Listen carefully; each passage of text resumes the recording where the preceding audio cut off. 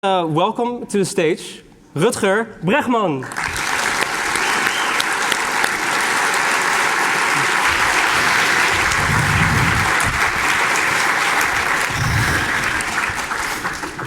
Thanks for joining us. It's great to be here. What a massive turnout. Yeah, this is really amazing. I want a selfie with you all if you don't mind, but we'll do that afterwards. You can do it now if you want. Yeah, let's do that. Because they haven't heard you talk yet. Yeah, they've actually. They canceled my Instagram a couple of months ago, and I was really frustrated because they thought I was an imposter. But now they restored it, and I'm super excited about making silly stories. So, if you don't mind, can you all Yeah, that's wonderful. All right. Oh yeah, terrific. Thanks. That's out the way. I've done what I came to do tonight. All right, let's dive right in. Sure. So last year you've been writing 2 articles that I think are relevant to talk about. Firstly, a year ago you wrote about the basic and radical philosophy behind effective altruism, and then also you've written about how in history small groups of radical people have always had an outsized positive impact. Mm-hmm. Well, you're a man of subtle titles. So the first one is called "If You Believe Everyone's Equal, Then Why Are You So Rich?" And the second one is called "The Subtle Art of Giving a Fuck." Mm-hmm. Can you explain what drove you to writing these articles? So I have known about effective altruism for quite a while. When did it all start? Like 2012 or 13 or something. I think that's around the period when I became aware of the movement.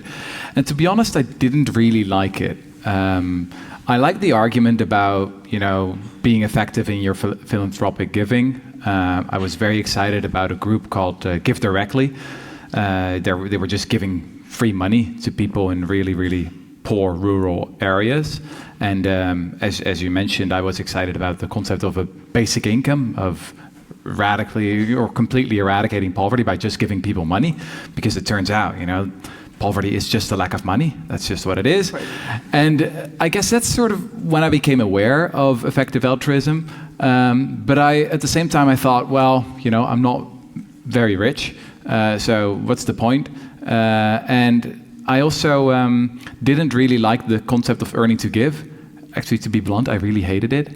It seemed to me like they were trolling Occupy Wall Street protesters, like, oh, we are these young, ambitious people, and we're not going to protest against Wall Street. No, we're going to join Wall Street, and we're going to make as much money and then donate it to, I don't know, pay for malaria bed nets or something like that.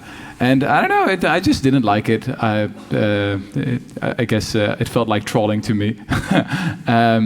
It was only really years later, I guess after I had published Humankind, and there was a very specific moment when I became interested in effective altruism again. I was doing a theater tour around the country here in the Netherlands, so giving talks about the book. And there was this moment when I was backstage, and the guy I was working with, he had made my PowerPoint. He had, come up with all my funniest jokes. And he was reading a book written by a philosopher published in the 90s. And I think the title was something like, "If you're egalitarian, then why are you so rich?" And I was really struck by that moment because, if you do a talk in front of 600 people who've paid for a ticket, you earn quite a bit of money.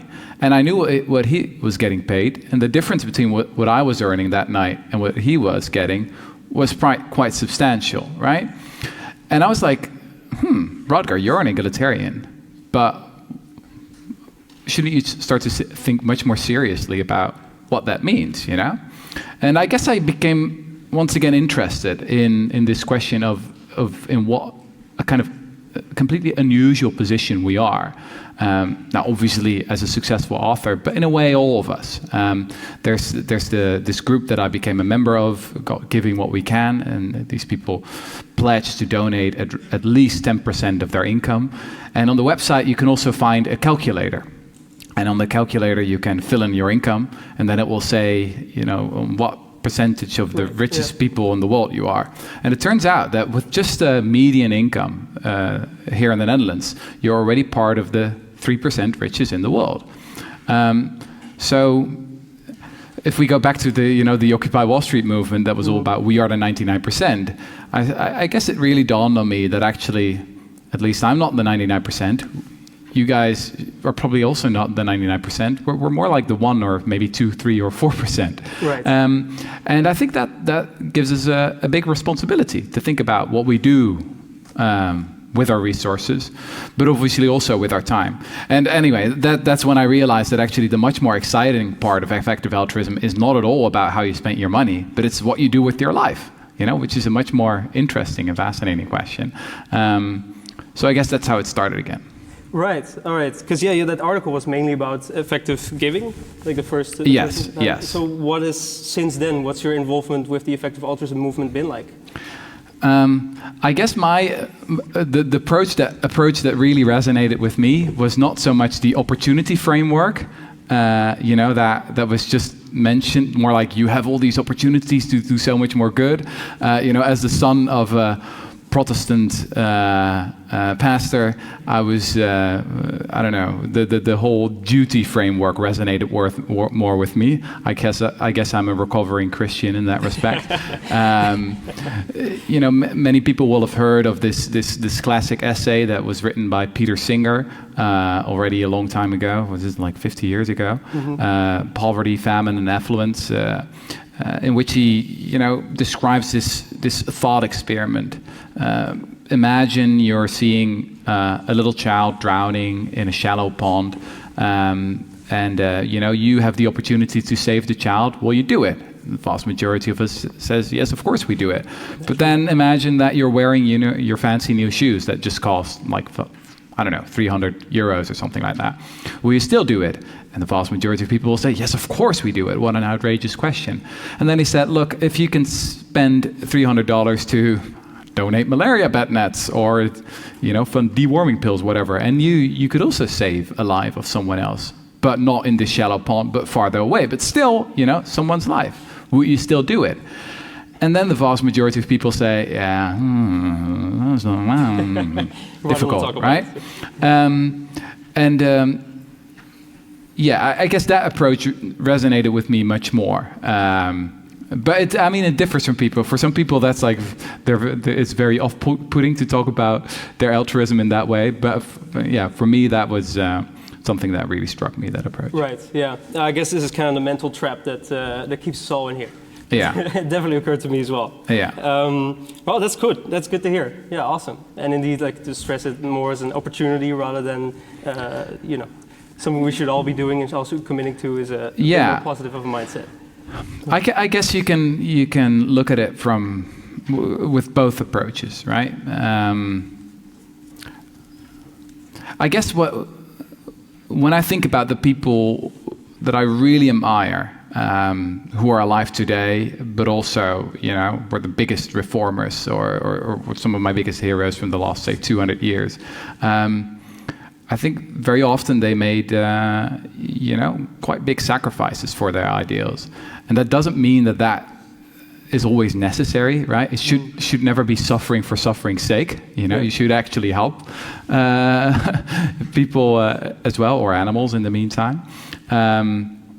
But I guess that's what really impresses me. And what I liked in the case of Peter Singer is that I know quite a few philosophers, and not many philosophers take their own philosophy seriously. So there are polls that have been done on, with philosophers, and for example, they ask simple questions like, how much money do you donate to charity? Do you eat meat? And blah, blah, blah. And it turns out that you can't really distinguish the philosophers, even the moral philosophers, from the rest of the population. And it's like, what's the point of doing philosophy anyway, right, if it doesn't have consequences? But what I love about Peter Singer's work, and also about the effective altruism movement in general, is that they sort of practice what they preach, right?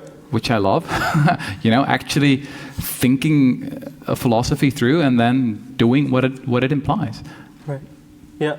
Nice. Yeah. This sounds like the type of inspiration that you meet many people in EA. That this is kind of what they'll say. Yeah. So that's very cool. Yeah. Cool. Well, now we know about like how you're into this.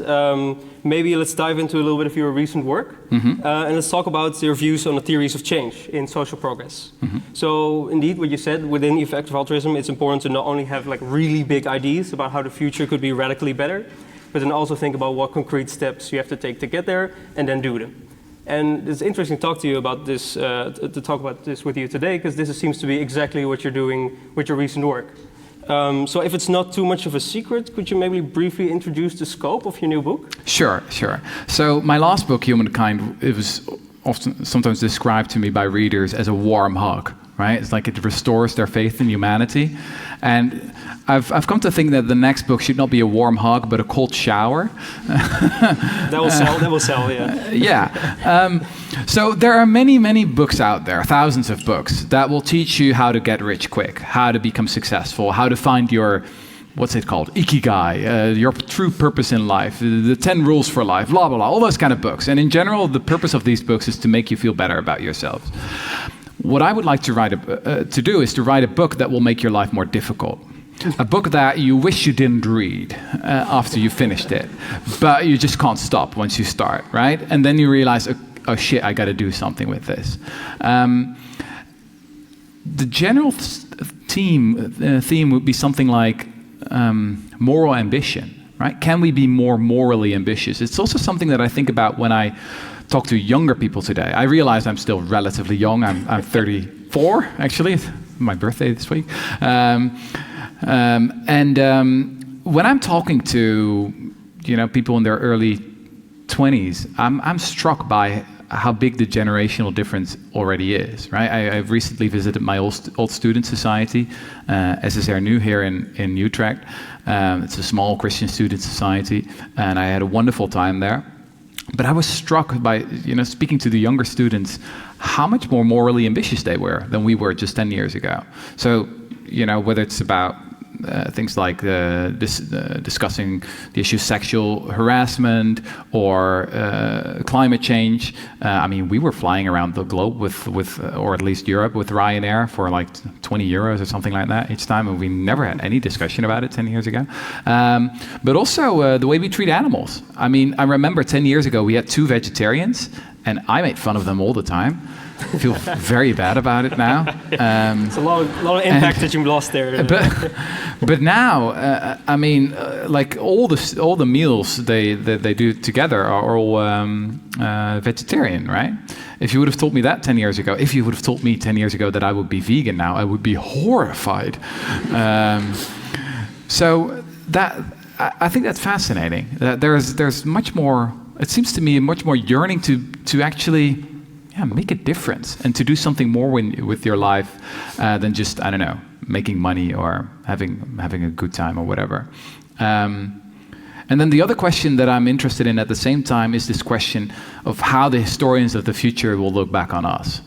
Because it's fairly easy for us to look back on, say, the Middle Ages and be horrified by the witch hunts of the past or the existence of slavery, for example, which was pretty normal and common almost everywhere in the world in the 18th century. And,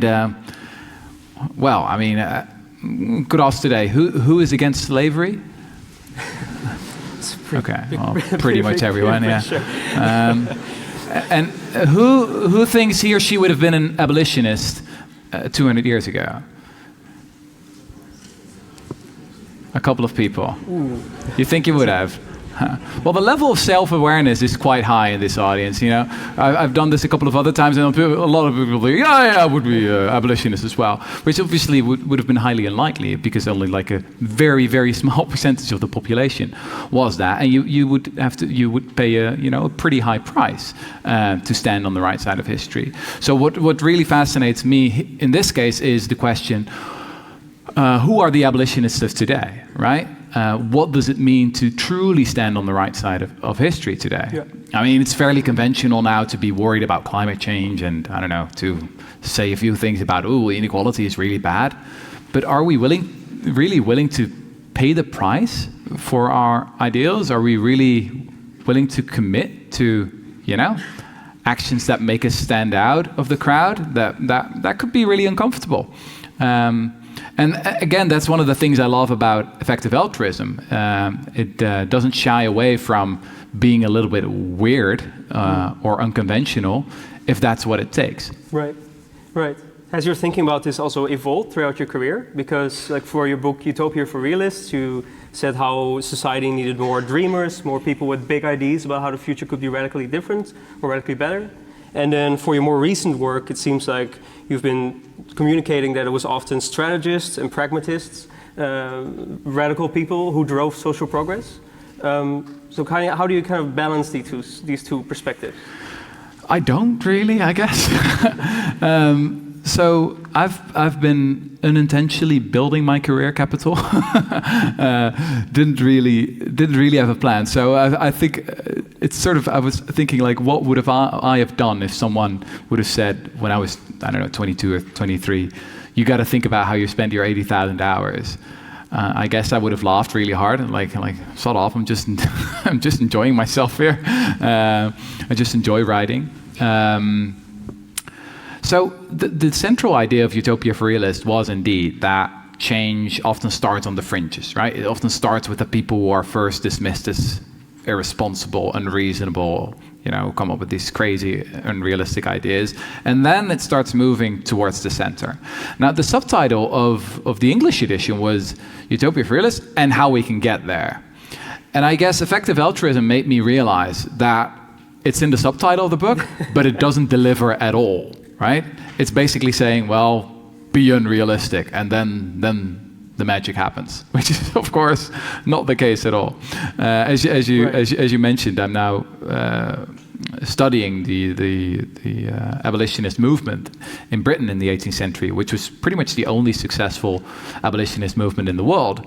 And it's just fascinating to learn about their tactics, about how pragmatic they often were, how important it was to build coalitions, for example, and to sometimes even use arguments that maybe they didn't fully agree with, but they knew that they were more politically effective, for example. That's again what fascinates me, because it's easy to be right? But it's what you want to do is actually change the world. and I guess I became frustrated with a tendency, maybe in particular among the left side of the spectrum, to sort of how do you say that? To be a noble loser. Like, we're on the right side of history, we're losing, but we're on the right side of history, right? And then we've lost the elections again, but we were right, but we've lost. And like, sometimes even feeling gratified for it. Yeah, exactly. And as if losing proves the point, right? That you were right all along, and it's sort of, I don't know, shows you that you have a pure soul or something like that. And then I thought, no, it's actually, winning is a moral duty. If you are really serious about helping other people, whether, far away or in the future or in your own country or helping animals, you got to win, right? So, for example, think about the animal rights movement. In the last couple of years, we've made quite a bit of progress, but actually for decades, not much. If you look at the statistics, for example, I think in the 1970s, around 2% of people were vegetarian, and 40 years later, still just 2%. And if you look at just the amount of animal suffering, it's increased exponentially in that period. Today, we're talking about, 80 billion animals being slaughtered each year. So that's much more. Yeah, exactly. Yes, being effective is like almost like a moral responsibility. Right. And that's, again, something I admired about these, what was some of the greatest reformers in history. Not just that they were on the right side, that they had the correct opinions, but that they also actually changed the world. Yeah. It's interesting. I'm wondering, you also, in your podcasts and articles, you've quite often raised the suspicion that throughout history, the right things often happened for the wrong reasons, or maybe like people didn't plan this great social progress at all. Does it mean anything for how humble we should be about trying to improve the world? Yeah, a little bit maybe. So, I'm going to talk about British abolitionism again because it's on the top of my mind. Been, writing all day today. So there were two main figures in the movement. One was a man named Thomas Clarkson, and when he was 25 years old, he competed in an essay contest at Cambridge University. And the question he had to ask was, is slavery permissible? right? It was in Latin. I don't remember the exact Latin words. I had like a 3.7 for my Latin exam, which is not good. It's like from 1 to 10, 3.7 is not. Anyway, so he joined this contest, and his goal was basically literary ambition, just as I had when I was 22, 23. I wasn't, very altruistic at all. I just wanted to write books. I didn't really know what about, so I just started writing about history because that's what I just studied. But I guess that was my main goal at the time. I was just, it was more vanity than idealism, I'd say. But for what happened in the case of Thomas Clarkson is that he wrote the essay, and he heard about the reality, just how horrific the slave trade and slavery was. I mean, at the time, not much was known about it in Britain. It was very difficult to get reliable information. And then when he won the essay contest, and so he went to Cambridge to read out the essay in front of the majestic Senate Hall or something like that. Then he went back to London on horseback, and there's this very theatrical moment in his memoirs where he stops his horse, sits on the side of the road, and then he ponders, like, if this is really true, someone should do something about this. Someone should, in his word, end these calamities. And he was 25, and that's the point when he decided, okay, I'm going to devote the rest of my life to the fight against the slave trade and slavery. So on the one hand, you read that part of his memoirs and this is like a pretty arrogant, narcissistic guy, right? He really imagines himself as some kind of historic hero. But then on the other hand, it became a self-fulfilling prophecy. His moral ambition really translated into very significant action. And I was very struck by his age, like 25. And this is also true for the other main abolitionist, William Wilberforce, who didn't really join the movement out of literary ambition, but more because he really worried about his soul. He was a very devout Christian, and he thought that it basically was, the task that God had given him. He cared more about his soul, many said, than about the suffering of the slaves.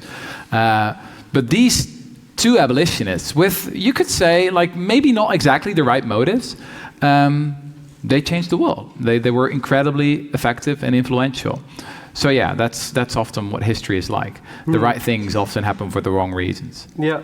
It's hard to find the next abolitionism as a movement, right? I mean, within effective altruism, people often try and look for moral cause X, like the next thing that will be really, really important, that now is ridiculous if you say it to an audience. Yeah. Do you think, like, is it even possible to do this search, or? Because you need to be well, I guess open-minded. for people in the movement, it's hard to think of new things, but for many people outside, and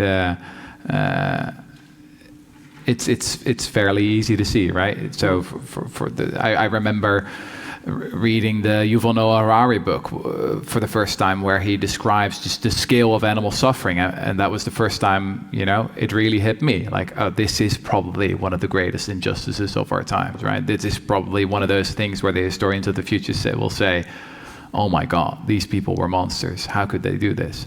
So, I guess there's still a lot of work to do there. And that is one other thing that I like about EA, is that it sees animal suffering as one of the key cause areas. Yeah, where it's quite easy for many people to see that they could play a role, right? Where in the case of artificial intelligence alignment, I recognize sort of rationally that that's a problem. It doesn't resonate at all with me. Just doesn't. Right. Sorry. So maybe that's a good thing. Which I think is fine. I mean, not all these key cause areas should be something for all of us to wake up in the middle of the night. I mean, you got to find your personal fit, right? It's also, I think, important to see where the movement could really expand, right? So that we could all find a significant role to play.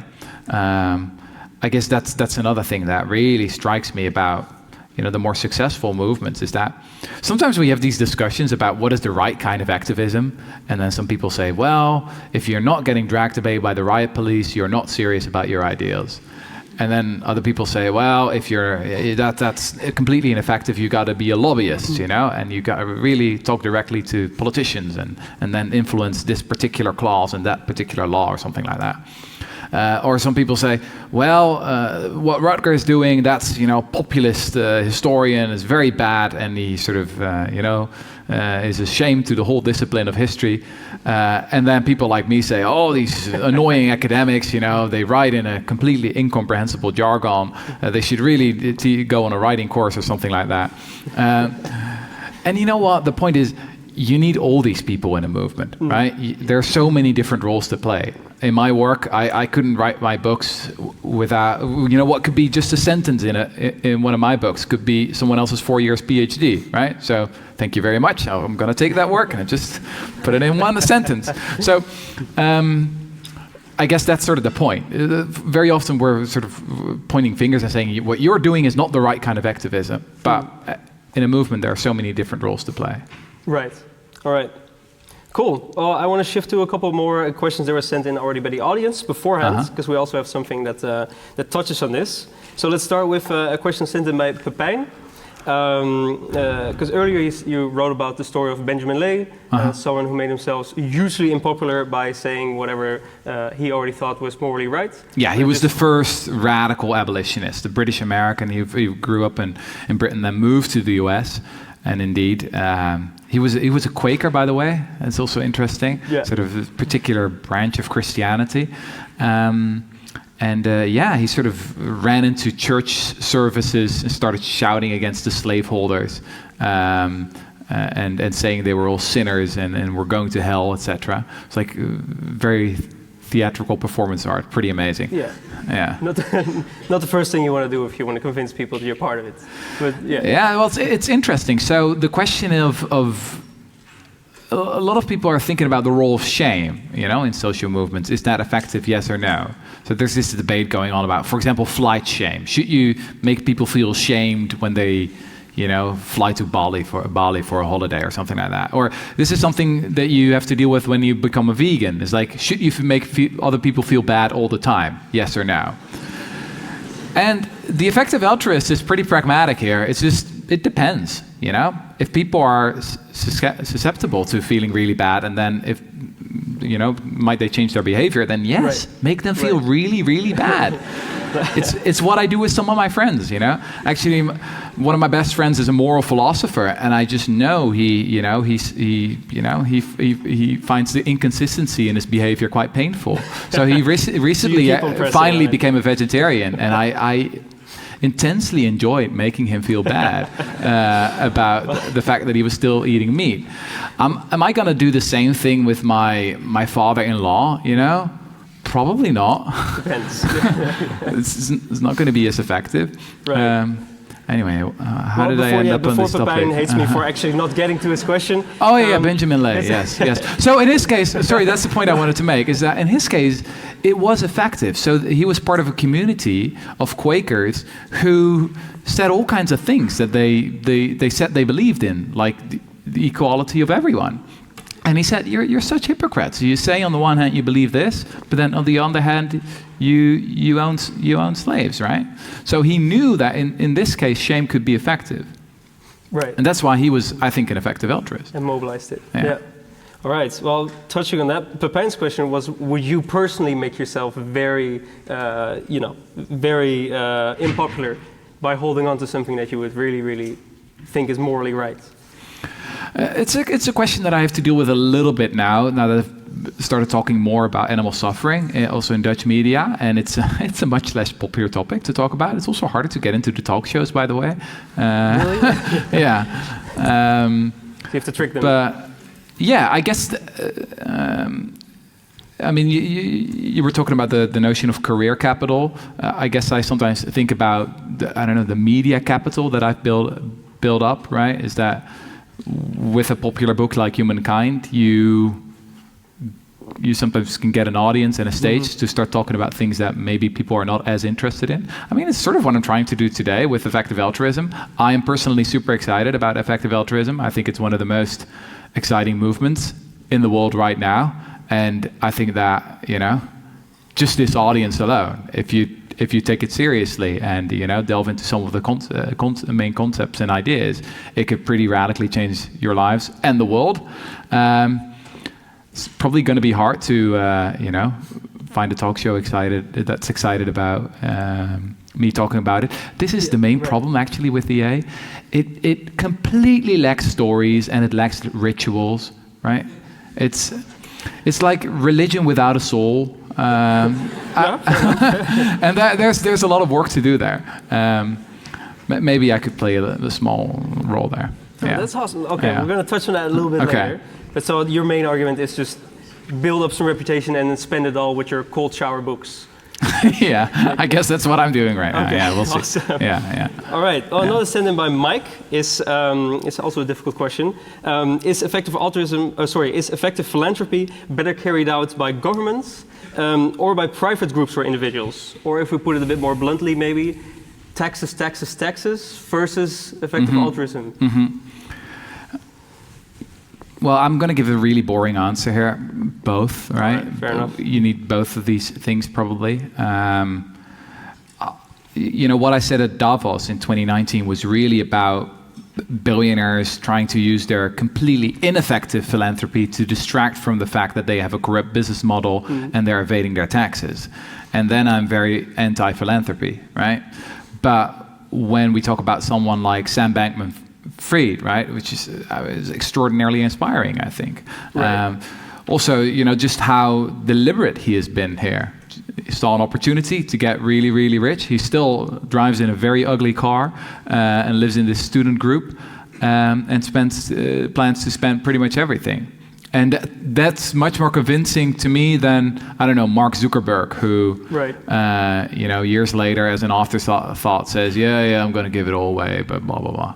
I don't know. Yeah, he stays pretty humble about it as well, Sam, that he outsources, he thinks, I'm not a professional in this, I'll outsource quite a lot of how my money is spent to others. Yes. Right. I think that's really inspiring. I guess one of the tricks that you can use here, that I've tried to use a couple of times in my career as well, is you have to pre-commit. So you have to be quite vocal and public about your ideals. So for example, when I just become a vegetarian, I knew that I would immediately have to write this essay about it so that I couldn't go back anymore, right? Because then people would be like, oh, Rutger's such a hypocrite. Done the same thing with becoming a vegan, like immediately go vocal and can't go back anymore. It's also how I got rid of my mobile phone addiction. I deleted all the apps that I was addicted to and gave the phone to my wife, and I said, okay, now you put in the code for parental controls, right?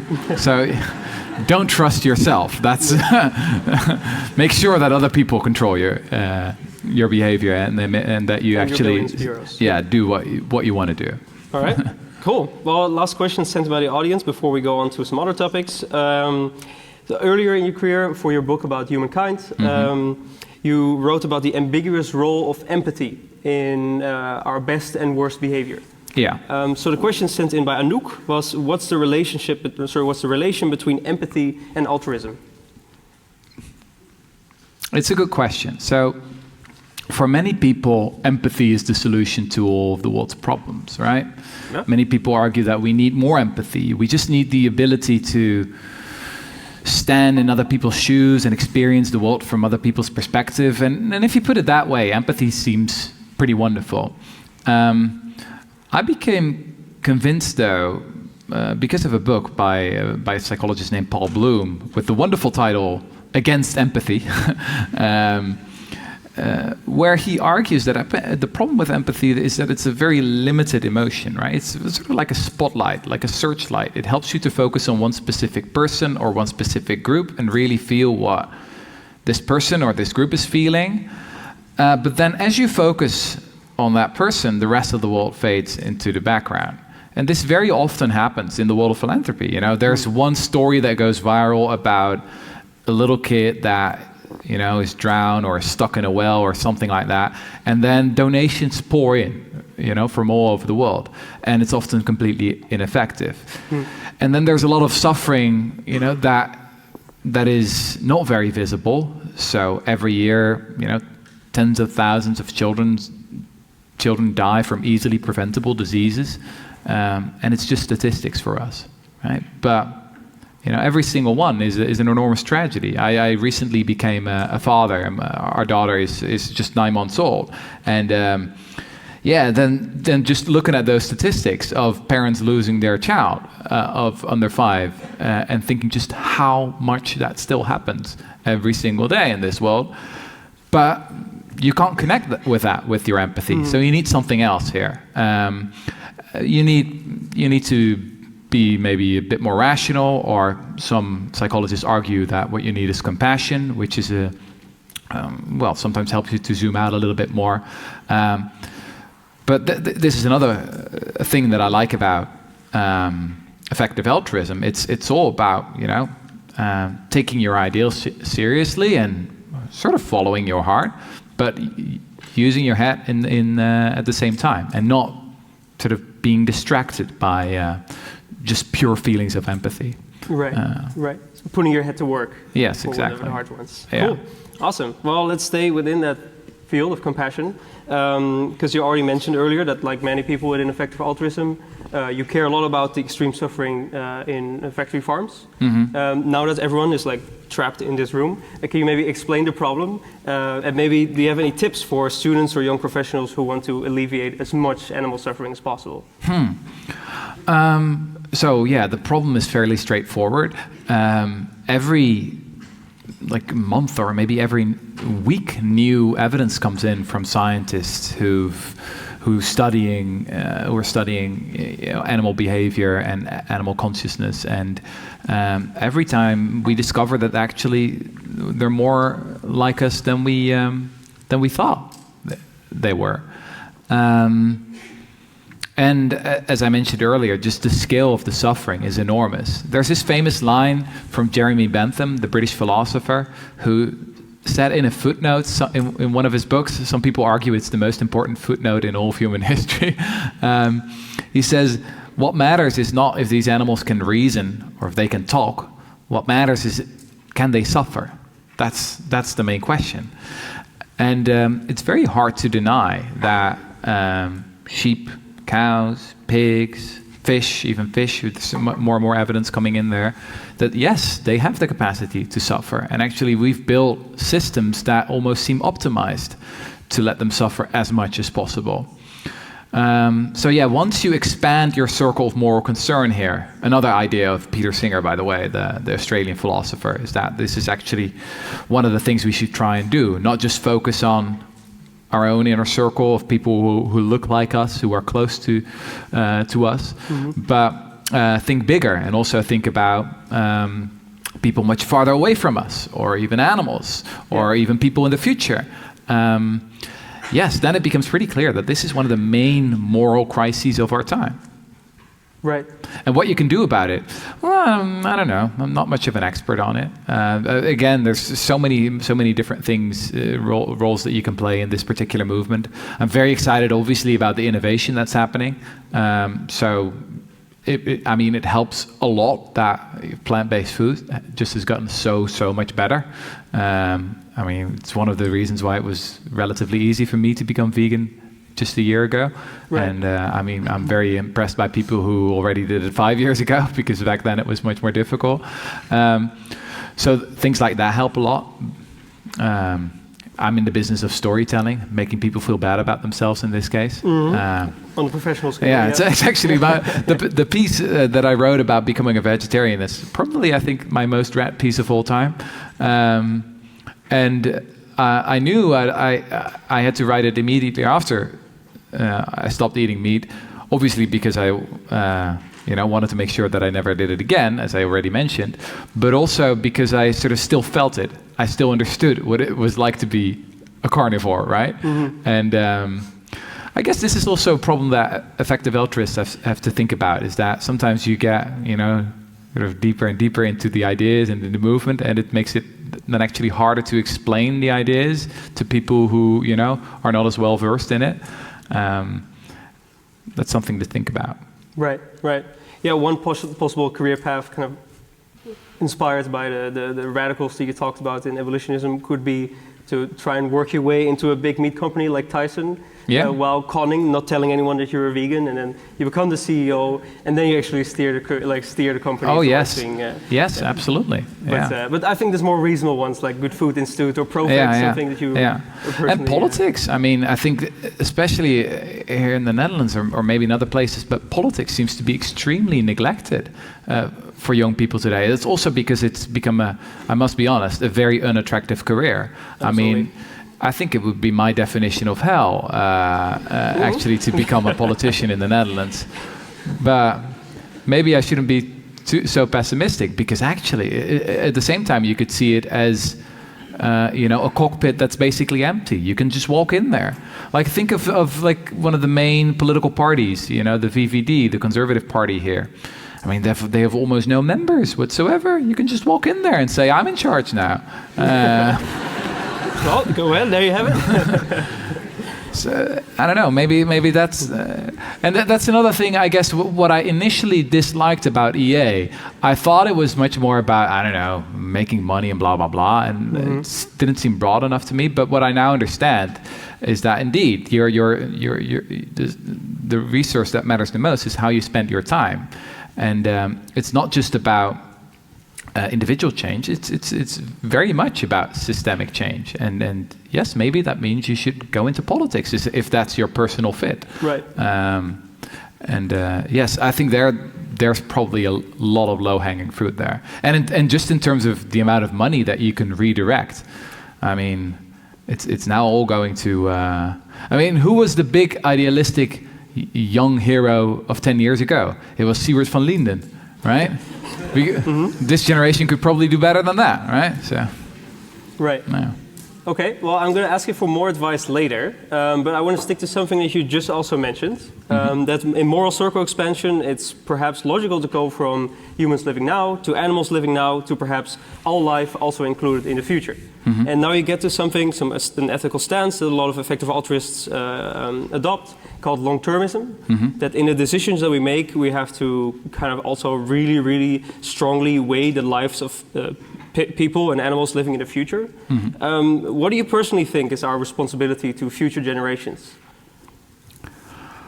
So I completely buy all the arguments here, that indeed, and you don't even, you don't need a PhD on this to understand that we're probably living in the most dangerous century in all of human existence, just because of the technologies we have today. I mean, we were talking about nuclear war, obviously, and the threat of extreme climate change, but also the risk of synthetic biology, artificial intelligence, you name it. So yeah, I completely buy all those arguments. That is probably one of the most important things to focus on. And I think it's been really wonderful that the EA movement has been able to attract so much more talent, and also put so much more resources into those kind of problems. So yeah, what can I say about it? Well, I sense a but coming up. So I guess I'm sort of too much of a historian to really completely go down, how do you say that, the rabbit hole. I'm just I'm a big believer in the unpredictability of almost everything. It's like and just the ironies of history and things, the right things happening for the wrong reasons and blah blah blah. I guess that's what I always have in the back of my mind when I'm thinking about the whole notion of trying to influence the far future 1,000 years from now or 10,000 years from now. Part of me, when I read those books, part of me is fascinated, and then another part of me thinks, oh, this is just silly, right? Probably, the historians of the future will find it hilarious that there was this sect, this cult that really genuinely believed that they could make a difference in that respect. But then again, if you think it through, we are living in really, really unusual times, right? It is true, as Toby Ord writes, that yes, we've entered this phase in human history where a relatively small group of people could end it all for all of us, right? And there are probably things we could do to lower that chance. And I'm super excited that there are people, and super happy that there are people working on that. I guess what I'm sort of worried about here is that a lot of potential could be lost for effective altruism if EA and long-termism would become synonymous. Because the effect it has on me is that I'm very happy that these long-termists exist, right? Let them do what they do, but EA could be so much bigger than that, right? It could be a huge movement of small donors who give 10% of their income, a huge movement of young people who are just a little bit more deliberate about their career and just think a little bit more about how effective they are as an advocate for the particular cause. So yeah, I guess what I see is just the enormous potential of building a much bigger movement. Right. So you want to prevent it from becoming too niche. Exactly. I recently was at an EA, what was it, sort of conference or retreat in London, and it was fascinating and disturbing, no, what's the right word? Mind-boggling, I don't know. It's going places. I felt like I was on a different planet with a different human species, right? Okay. I've never seen so many vegans in one room, that was one thing. But also I remember being back at the airport and just thinking, oh, I'm among the normal people again. This is like, these people are just effective egoists. And part of me is still that, right? All right. So there's, as I said, there's potential to broaden the movement, I think. Right, okay. But the barrier should not be too big. You shouldn't have to accept the full load of ethical arguments before you consider yourself an effective altruist, maybe. Well, look, I've read quite a few biographies of people who, became attracted to EA, and what I saw was that many people were pretty unusual already from an early age, right? So already when they were 10 years old, they were giving away the money they got from their parents to, to their friends. Or they were unusually altruistic from an early age. And then the feeling that you get when you read these little biographies is like, oh, but these are just different kind of people.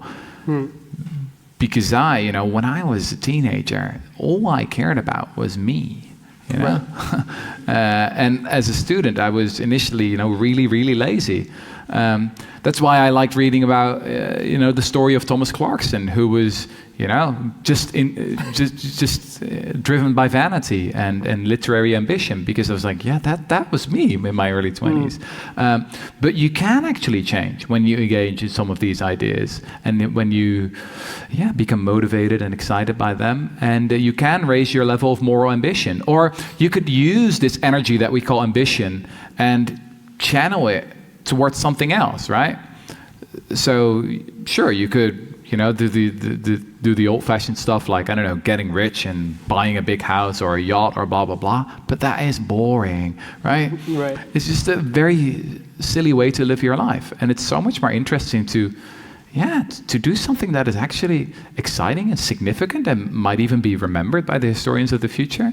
And I recognize that in a way, thinking about your life in that way is again almost narcissistic as well, but it's much more interesting. Right. Okay. Sticking to the theme of change your mind, changing yourself, maybe also the unpredictability of the future. If you want to have an outsized positive impact on the world, it's quite important to not be misguided about your worldview. So often, effective altruists trying to adopt something called the Scout mindset. Now, there's this book written about the Scout mindset with this name by Julia Galef. Yeah, it's a great and book. your name is on the front with a blurb, so I'm going to assume you read it. Yes. That was a good question. A lot of blurbs by authors who, I speak from experience. Can you explain what that mindset means for yourself? Well, look, I really love that book because I recognized that I need that Scout mindset maybe a little bit more in my life. I'm actually often, if I think of some of my work, maybe even Humankind, my book was more written in the soldier mindset, where you just have this one big idea that you want to defend against all opposition. And in a way, I think that mindset, by the way, is sometimes useful as well, is that sometimes I think that a good author is more like a lawyer, trying to defend this particular idea as effectively as possible, and then asking other people to come up with their best criticisms, and then you make the idea stronger and stronger. But what I find so exciting and also, I don't know, almost like relaxing about EA is that it's just, you can just admit you're wrong, and people say like, we like that, right? It's most of the time, for example, if you're doing an interview or if you're on television, admitting you were wrong about something or that you've changed your mind, usually, not popular, not very, very popular. But no, that you can actually, that it can be appreciated and is the right thing to continuously change your mind. As John Maynard Keynes, the economist, once said, if the facts change, I change my mind. What do you do? Well, I think that most of us don't really change their mind all that much, especially as we become older. I recently gave a talk to an audience of, I think that most people were over 50, and someone asked me, well, what did you expect with this talk? What do you want to have us do? And I said, I don't expect anything of you. I mean, you're not going to change your mind. Most people past the age of 30 when they have a mortgage and kids, they change their mind about anything significantly anymore. So I don't expect anything of you. And that was actually quite effective because, that made them so angry, and that I think they'll remember the talk. Right. Yeah. Okay. I have a couple more questions, but how are we doing on time? All right, that's good. Yeah, we want to leave some time for questions from the audience, so let's do a couple more. Maybe staying with this, so what is the biggest thing that you recently changed your mind about? You sent me this question in advance, and I came up with something. So what's the most recent thing? Yeah. When you just publish a book, it's very hard to admit that there's anything wrong with it. But luckily, time passes, and you can start looking at it and think, there's actually, made quite a few mistakes here and there. I guess the biggest thing I changed my mind about is sort of the general proposition of my last book, Humankind, or maybe the general feeling that it gives to readers. As I mentioned earlier, is it's like a warm hug. It gives you the feeling that you're okay the way you are, right? Human nature is, relatively decent. We're okay after all. We're not angels, but we are pretty decent. And at some point, I started to see photos of people on Instagram who were reading my book with a glass of white wine, and we're saying, Rutger, he's written such a wonderful book, and we're really enjoying our holiday here, and we're going on another holiday to Bali next week, and it's wonderful. Cheers. And then I thought, I have created a monster. I have written a book that makes people feel good about themselves, and I should have done the opposite. Right. So yeah, ever since finishing the book, I've been thinking about this proposal that I just pitched with you. But when you write a book like that, you have to change yourself as well, right? Because it's completely unbelievable, right? If you, write a bestseller and earn a lot of money with it, and then it's about effective altruism, and you keep it to buy a new house, doesn't sound very convincing, right? Same if you write about animal rights movement and you don't become a vegan or something like that, something I've been struggling with for quite a while. So this book has been changing me, this new book, as I've been writing, but not just in terms of the opinions that I hold, but also more in terms of what I actually do. And I find that quite liberating and exciting. But then you can also look back on some of your earlier work and think, that was actually, I was much too easy on myself. How do you say that? I could sort of rationalize it and say, I was building career capital, right? But yeah. And then also in terms of scout mindset, actually Utopia for realists, I still like the book, but there's quite some motivated reasoning in there, where you just want something to be true and you find the arguments that, support it. I think, for example, the chapter on inequality, where I also used the research from The Spirit Level, you know, the famous book, that I still really like. But I don't know, I use some graphs and statistics there that probably don't hold up to scrutiny. And maybe part of me at that point, well, I didn't know it, but I just knew that I didn't want to read certain articles, right? Debunk it, right. It was exactly the same. When I became vegan, I was suddenly able to read all kinds of books that I knew existed, but I just didn't want to read them, right? And I didn't say that out loud, but just it happened somewhere in my, I don't know, in my brain, in the back of my brain. So, yeah, long answer. That's good. That's what I do. That's awesome. Yeah. Well, I got 3 more for you.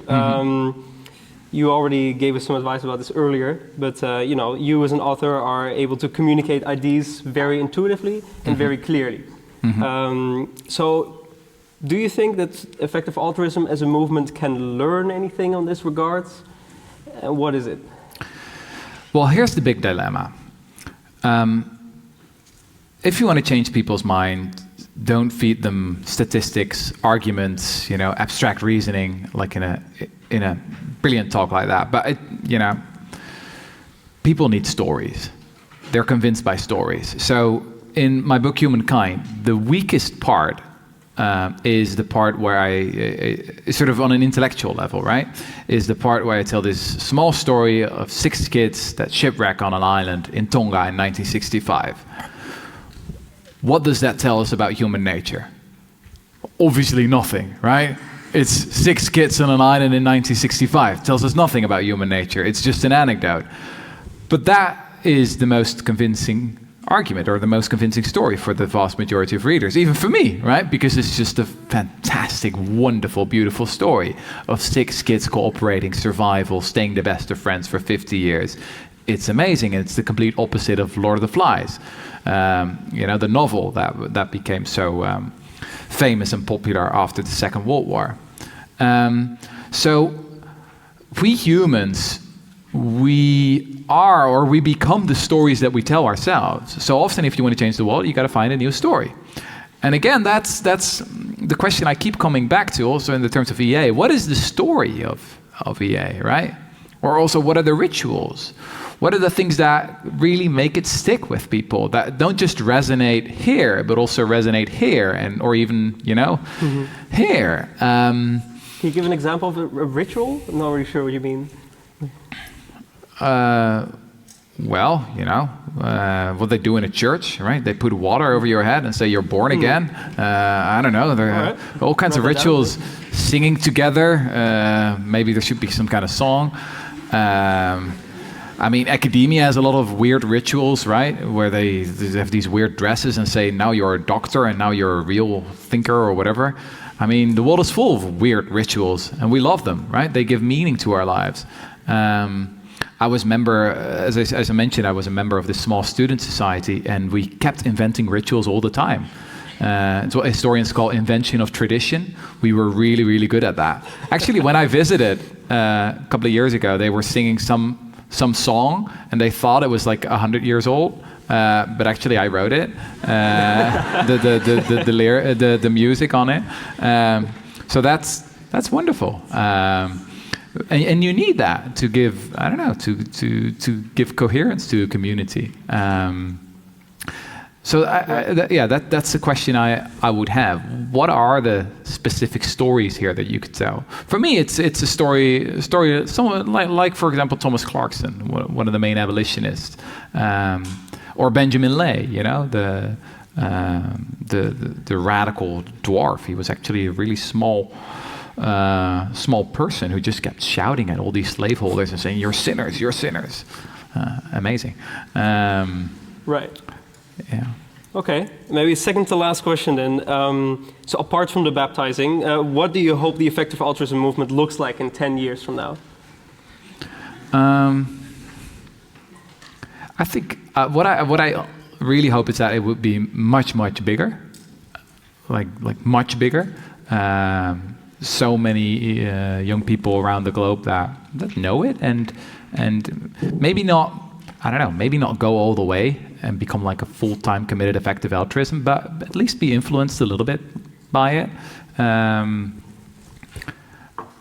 I think that would be the main goal. And I see enormous potential because look, I'm part of this journalism platform called The Correspondent, and we write about the world's biggest problems every day. We try to ignore the news and focus on the structural issues that we face as a society. And the question we get so often, almost every day, is, but what now? What do we do, right? And very often you don't really have a good answer, apart from, I don't know, donate to us to make more good journalism possible, right? Or, I don't know, raise your level of awareness. And if you think about our model of social change today, it's very much all about awareness. We think that if we want to change the world, we just have to invent a good hashtag, get as many clicks, get as many likes, get as many signatures as possible, and then we just hope that someone up there is listening, like that the management or the politicians, right, those above us, that they are doing something with all the awareness we've created. And I'm not saying awareness is unimportant, but, well, in the Netherlands, for example, 60% of the people want to abolish factory farming. Sometimes awareness is overrated, right? And it doesn't do anything. And yeah, what I really like about effective altruism is that it just gives you so many more tools. Yes, sure, raising awareness is something you could do, what I'm trying to do with my work, but there's so many other practical things you could do in business, in academia, as someone who's part of a government, or go into politics or whatever. There's just so many things to do if you want to make a radical change in this world and in your own life. And that's amazing, isn't it? Absolutely. Okay, well, maybe you kind of answered it already, but do you have any other closing advice for students or young professionals or anyone else who wants to start doing good better? Raise your level of ambition. I think that's think of what you're doing right now, of what your ambition is, and just double it. I guess, you know, early in my career, when I was 22, 23, I just wanted to become a writer. I didn't really know what I was going to write about, but I just thought it would be wonderful to be a writer. And I started spamming people. You know, I wrote some essays, and they were really bad. I'm quite embarrassed to read them now. But I just started spamming newspapers, etc. And at some point, I wrote a little book that was called, with the title, How to Pass Your Exam. Because I thought, what is something that I truly know, you know, what's my competitive advantage? And I thought, well, I did a lot of, you know, exams at university because I studied, I did twice as many history, courses as was necessary. I really loved history. So I was doing these exams all the time, and I was getting really good at putting in minimal effort and still getting, like a 5.5, which is just what you need to pass it.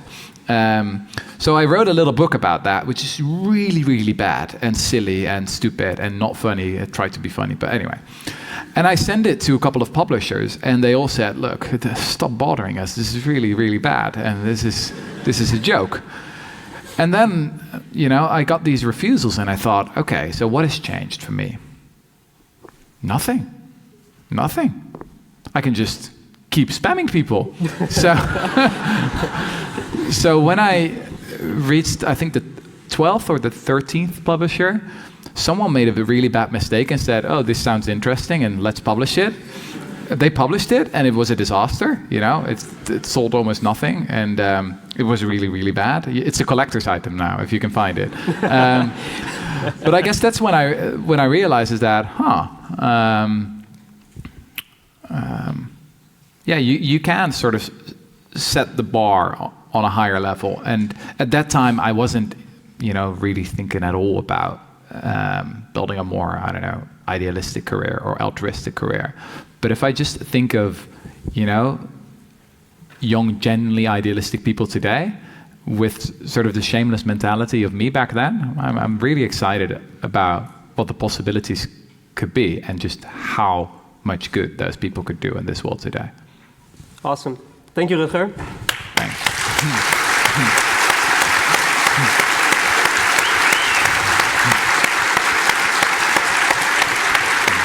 Thanks, man. All right.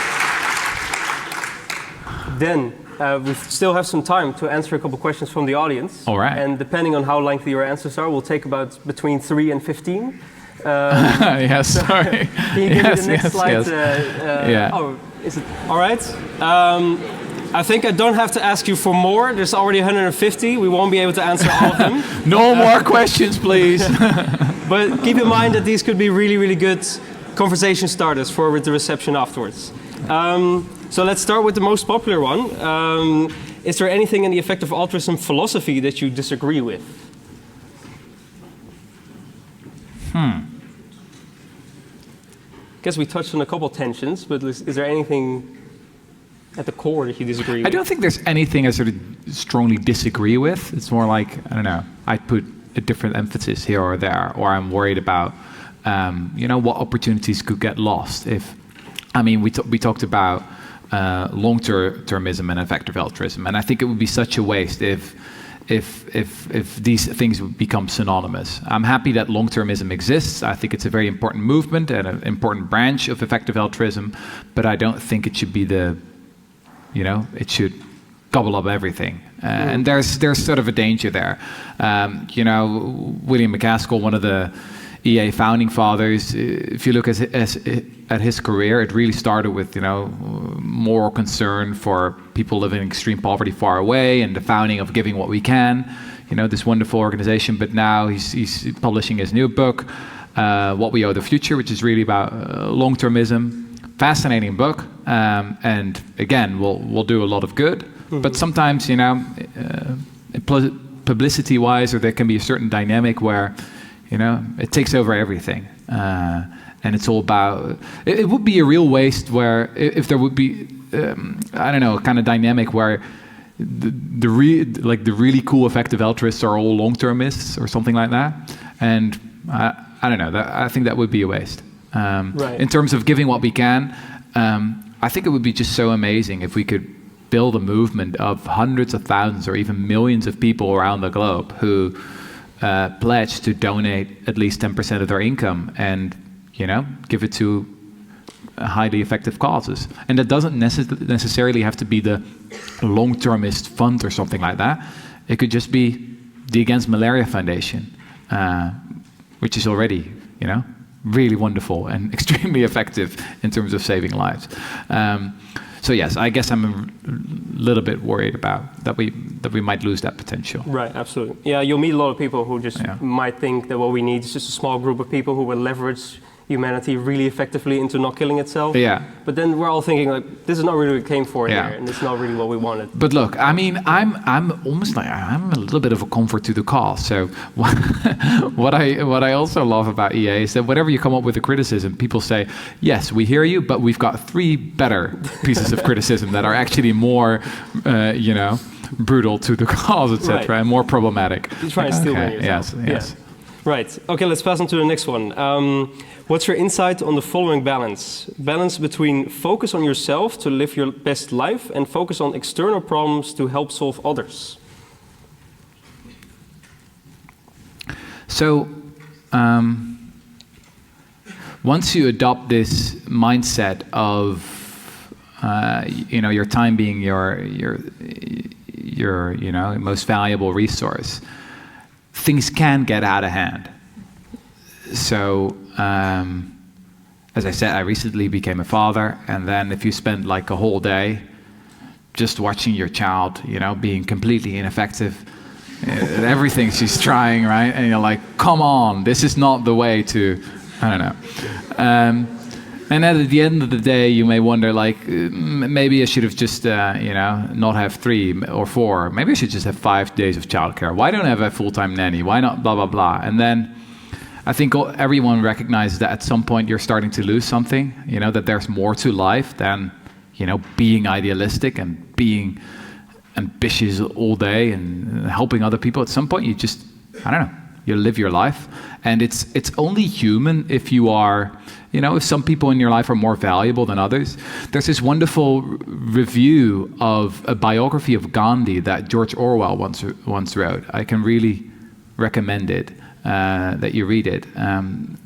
Orwell spoke about Gandhi's life, and he said, yes, this was a really admirable man, but at the same time, there was something almost wrong there. Most people just don't want to be saints, right?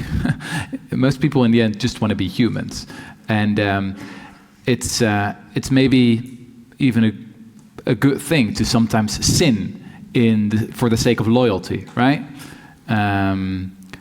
Or human after all. So I guess you have to always strike a balance there. On the other hand, I've mentioned Thomas Clarkson now a few times. He started his, lifelong fight against the slave trade when he was 25. When he was 33, he had spent 7-8 years traveling around the country non-stop, just working. And, this was the era of horseback, no trains, no cars whatsoever. It was very dangerous work. He had to fear for his life, especially when he was in the main slave ports of Bristol and Liverpool. And you can just see, reading his memoirs and reading that history, you can just see his health deteriorate. And at some point when he was 33, 34, my age, he had a complete nervous breakdown and what we would call a very, very bad burnout today. And he had to leave the movement and had to recover on the countryside for years, etc. Now, if you read that story and think about his ikigai or his mindfulness and, all the things that we consider important in modern self-help books, he probably made some mistakes there. But, his life at the same time was a piece of art in itself. And it was, should he have worked less hard? I'm sort of hesitant to say that. It's extremely admirable. So you can sometimes wonder if your ideals don't hurt.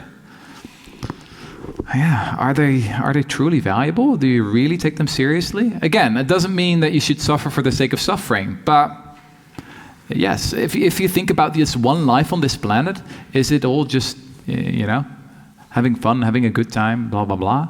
Or do you want something more? That's maybe this is a very Calvinist question. I don't know. Right. As I said, you can take a little boy out of the church, but you can't take the church out of a little boy, I guess. But maybe that's also. This is sounds like a joke, but it really isn't. People want more in their lives, right? They want more than just a career, just a family life, just a nice house, blah blah blah. They're looking for meaning, and that's another thing that I think right now is attracting so many people to EA, because it offers them a chance to live a more significant life. Mm-hmm. Right. Okay. Well, here's another small but maybe nuanced or subtle question, but I think you might be able to answer it in a couple minutes. So tax evasion avoidance is a monster of a problem for global justice. Any ideas on how to tackle it? Yes, so here's a very EA-ish idea, very neglected in the Netherlands. So there's a lot of people who do awareness raising here. And they say, oh, taxes, but then they don't do anything after that, right? And what we would really need here in the Netherlands would be like a citizens lobby group. There are these internet consultations every time a law is proposed and is about to go through Parliament. And what happens right now is that it's completely spammed by basically the tax lawyers and all the lobby groups from the very rich people who want to keep evading their taxes. It would be relatively easy to set up, a couple of think tanks, a couple of small groups of nerds and maybe even students who would just start spamming these kind of consultations as well and say, well, maybe we need to do this. Actually, maybe we need to have a little bit higher taxes here or there. But then it's really important to actually know what you're talking about, right? So it's fairly easy to say, let's raise taxes, right? Higher taxes for the rich. Tax justice now. but it's more difficult to actually know the nitty-gritty of the laws here, and how you can actually change them, how you can remove this comma here, or move it to this other place in the sentence, and actually already create an enormous change. That's another thing, by the way, that's fascinating about the British abolitionist movement, is just how smart they were in these terms of changing the legislation there.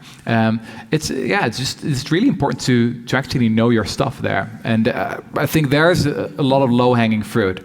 But that's because all these people have the model of, as I mentioned earlier, that it's all about raising awareness. But with tax evasion and tax avoidance, the awareness is there. It's there.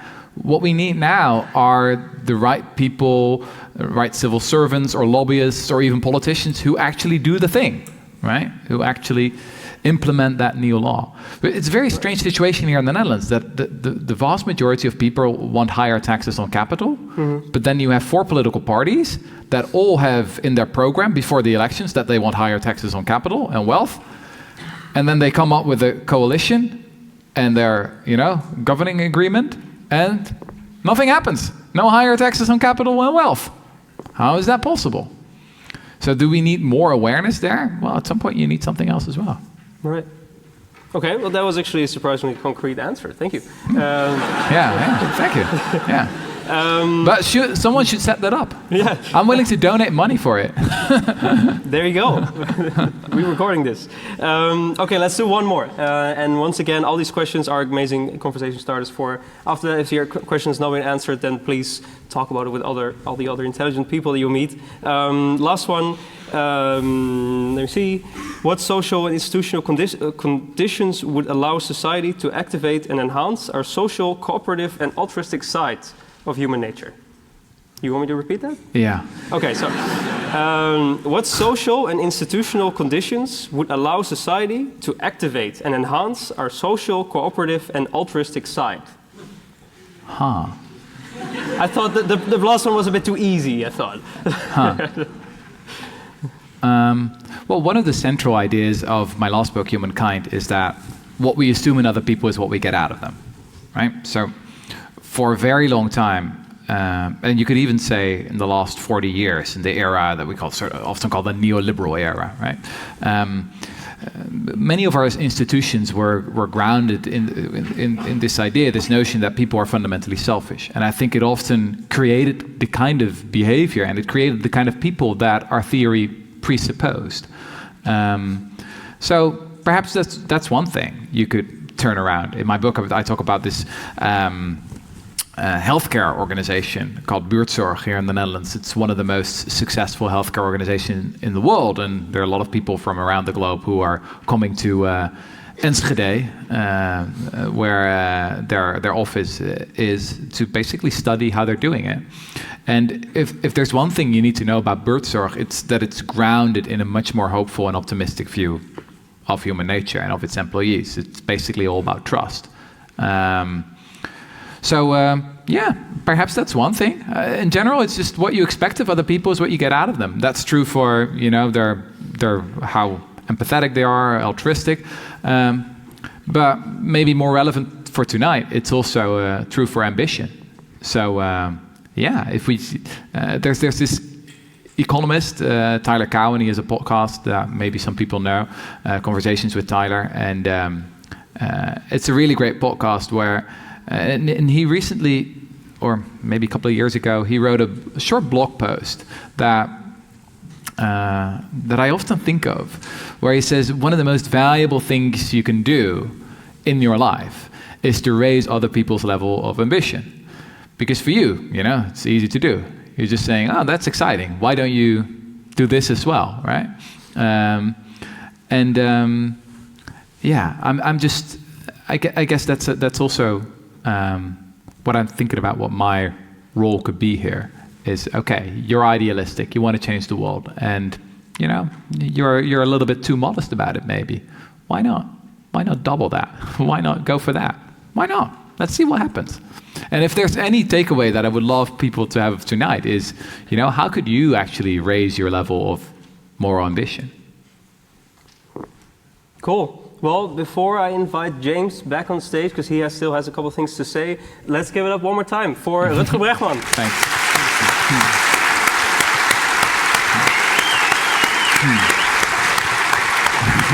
There you go. Oh, Rutger, don't forget to clap. Oh. Thanks a lot.